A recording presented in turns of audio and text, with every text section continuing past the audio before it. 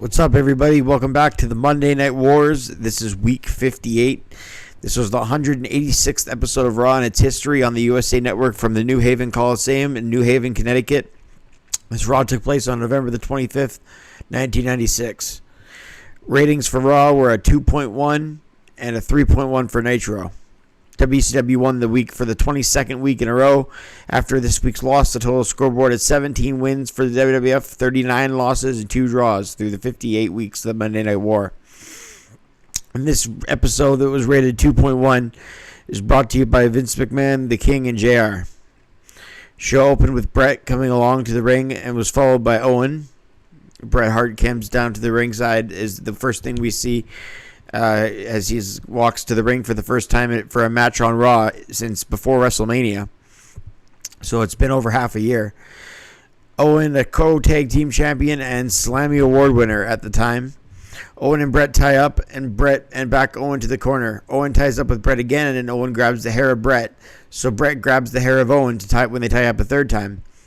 Then Bret, with a side headlock into an armbar, drove his knees into the arm. Owen does his flipping maneuver around Bret to get the arm wringer to armbar on him, but he runs into a reverse elbow. Bret comes back in, and Owen rolls out of a hammerlock.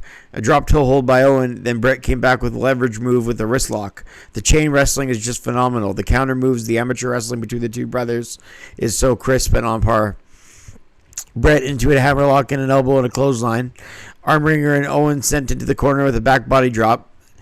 Owen with a shot to the abdominal area and a hammerlock slam. Owen kicks the lower abdomen and Bret goes head first into the corner. Owen in the corner locks on a camel clutch on Bret and says, "I'm a champion, you're a loser." Owen with an enziguri. Bret throws him to the canvas, or the outside, I should say. Owen with a sunset flip off the apron, but Bret goes into a sharpshooter on the ring floor when he gets Owen back in. Owen in the sharpshooter as Austin comes out. Austin comes out with a steel chair in his vest. Austin smacks Bret Hart, and he's in his wrestling gear for some reason, and he smacks Bret Hart with his chair. So Austin interferes in the match, and it's a disqualification. Austin then puts the chair on Bret's leg as if he's going to cripple him like he crippled Brian Pillman, and Owen Hart just is there cheering him on to do it. And the Bulldog runs to the ring. Owen's partner. Bulldog takes the chair off Bret's leg before Austin can jump and cripple him. Owen's going, "What are you doing?" And Austin's pissed. And Bulldog says that's enough. Austin puts the chair back on Bret's ankle and then goes up top, and Bulldog takes it off again. So Austin comes with the chair and smacks the Bulldog with the chair. So the Bulldog gets smacked by Austin. And then Owen Hart goes up to Austin and says, "You don't have to hit my partner with the chair." So Austin says whatever and just leaves the whole situation with Bret and the Bulldog down. So Owen's just left with his brother that he hates and his tag team champion partner by his side, both hit by Austin with a chair, and Owen Hart just goes, "Okay," and walks to the back. So interesting stuff. Great match, though. I rated the match 3 stars and a quarter. It was a great technical showdown. It went 12:30, and Bret won by DQ. Next up, we have the Executioner with Mankind and Paul Bearer taking on Freddie Joe Floyd. Poor Freddie Joe Floyd, FJF, Freddie Joe Floyd, has been a regular jobber on Raw. Every time he's in the ring, you know he's going to lose. But, yeah, he takes on the Executioner here.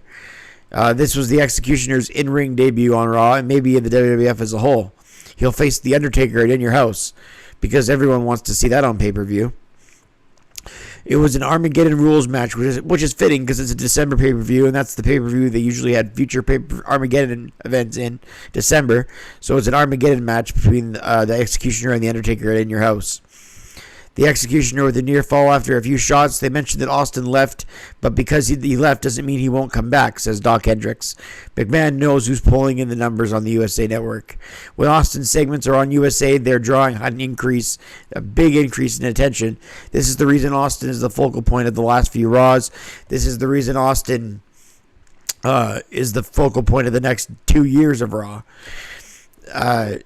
Because you got to look at the last 3 Raw episodes. There were Austin with the Pillman incident with the gun. The last week's show was Austin in it with Bret. Every chance he could get, every segment, they're interviewing him. They're always keeping him around the focus. Even in this Bret Owen match, they have him right centerfold. So they're really making Austin about Austin because those were the numbers. That's what the numbers were saying. Even though Nitro was kicking Raw's ass, they know who's drawing the numbers. Sean's doing an interview from San Antonio, Texas with Jose Lothario. McMahon asks if we're going to see HBK back. HBK says Sid is who he wants. Bret he'll face anytime, but Sid is the one he wants. Sunny came to ringside in a revealing dress to her I Know You Want Me song in a blue revealing dress, and McMahon blushed as Sunny went onto the commentary table, and McMahon's arm was by her chest area, and McMahon literally went red. And he danced with Sunny, too. So that was funny. Rocky Maivia takes on Salvatore Sincere. Rocky Maivia's in-ring Raw debut here. He takes on Tom Brandi, or Salvatore Sincere. Sincere kisses him in the corner, and then The Rock goes. And then goes to punch him. A sidewalk slam by The Rock. Rock is a guy you can build a whole organization around. Sunny. December 1996. Or November 25th, 1996.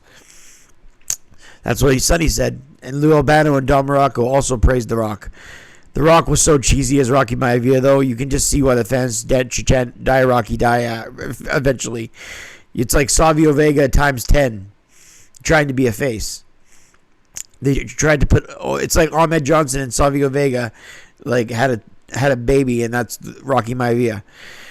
They tried to put him over so bad, but his smiling nature and his goofy hair and just the fact that they're praising him so much, it was so much for the fans. It was too much for the fans to digest. So them booing them is the best thing that ever happened to him. And now he's the biggest star in the world. Unbelievable. Rock gets the win at 425 star rating. As it's just a star. Wildman Mark Mero with Sable versus Billy Gunn. Triple H is on commentary. A lot of future stars on this show. Rock, Austin, Triple H, Mankind. Mankind was the executioner in the last match. The Wildman Mark Mero doesn't get a TV entrance, nor does Helmsley, but Helmsley's on commentary. Mero with a backdrop and a clothesline to the floor. Gunn in the ring, flinged into the ring, almost to 3. Mero gets the boot up to Gunn. A top rope plancha. Helmsley says, we're all in this world to use people. I use who I get to get to the top. Wow, now if that isn't prophetic, I don't know what is. The fact that he says this remark to Vince McMahon is just ironic.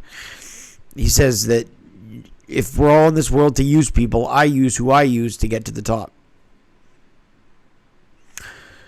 So many prophetic things in this episode. Helmsley gets up and distracts Mero as Helmsley is stalking Sable on the outside. Mero, in the end, gets defeats Gunn by DQ after Helmsley comes into the ring and takes off his jacket and undoes his tie to beat on Mero. They're double teaming him until Jake the Snake comes out.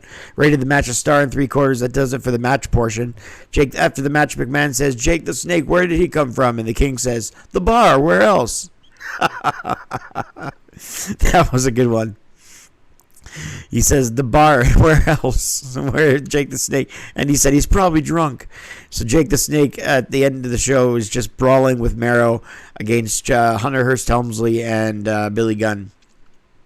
That's how they end the show, and McMahon just goes, we'll see you next week. Join us next week, with Mero's music playing after the 2-on-2.